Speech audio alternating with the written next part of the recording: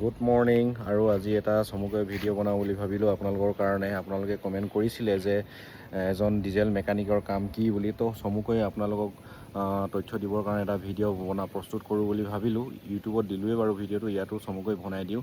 Diesel মেকানিকৰ প্ৰথম আৰম্ভণি তেওঁলোকৰ ইঞ্জিনৰ পৰা আৰম্ভ কৰি তেওঁলোকে ৰিগৰ যিখিনি মেকানিকেল বস্তু থাকে সকলোখিনিৰ বিষয়ে জানিব লাগিব।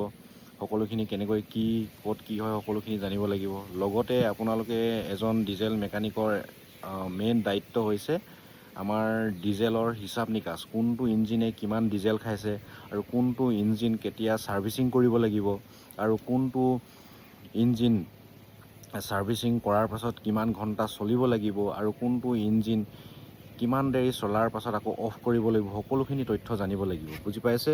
আৰু ৰিগৰ বিষয়েতো জানিবই লাগিব এজন মেকানিকেল ইঞ্জিনিয়াৰ বা ডিজেল মেকানিকে, কাৰণ এজন মেকানিকৰ ওপৰত ৰিগটো বহুখিনি দায়িত্ব থাকে। কাৰণ মেকানিকৰ ইঞ্জিনকেইটা যদি নচলে তেতিয়াহ'লে আমি অপাৰেশ্যন ষ্টাৰ্ট কৰিব নোৱাৰোঁ। গতিকে ইঞ্জিনকেইটাৰ ওপৰত তেওঁলোকে বিশেষ ধ্যান দিব লাগিব।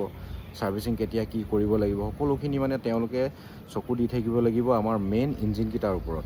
আৰু যদি বিশেষকৈ মেকানিকেলৰ কাম কি, যিসকলে মেকানিক কাম কৰি আছে তেওঁলোকে কমেণ্ট কৰি জনাব বুলি আশা থাকিল। বৰ বেছি দীঘলীয়া নকৰোঁ। আৰু যেতিয়া আপুনি এজন মেকানিক হিচাপে ৰিগত জইন কৰিব বা ট্ৰেইনাৰ হিচাপে জইন কৰিব, তেতিয়া সকলোখিনি তথ্য সুন্দৰকৈ জানিব পাৰিব। কিন্তু আপোনালোকক মেইন কথাটো এইটোৱেই যে আপুনি ইঞ্জিনৰ বিষয়ে জানিব লাগিব আৰু ৰিগটোৰ বিষয়ে জানিব লাগিব আৰু ডিজেলৰ হিচাপ নিকাচবিলাক দিবলৈ পাৰিব লাগিব। তো সেইটোৱে তেওঁলোকৰ প্ৰথম কাম বুলি মই আপোনালোক এই ভিডিঅ'টোত অৱগত কৰিলোঁ। তো ভুল হ'লে কমেণ্ট কৰি শুধৰাই দিব বুলি আশা থাকিল। জয় অসম।